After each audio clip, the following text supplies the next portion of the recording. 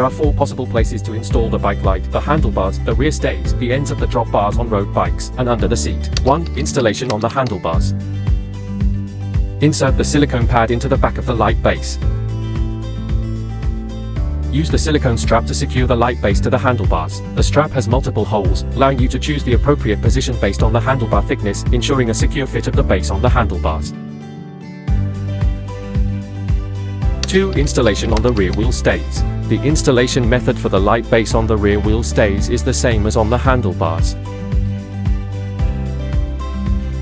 3. Installation on the ends of road bike drop bars. There are 2 sizes of expansion screws, 14 to 19 mm and 19 to 24 mm. Choose the appropriate size based on the diameter of your bike's drop bar.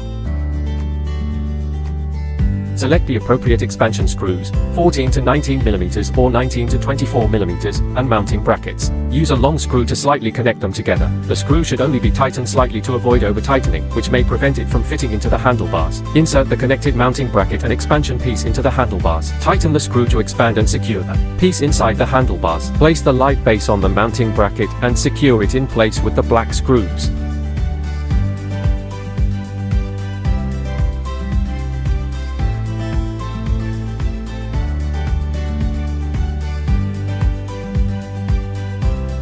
For installation under the seat.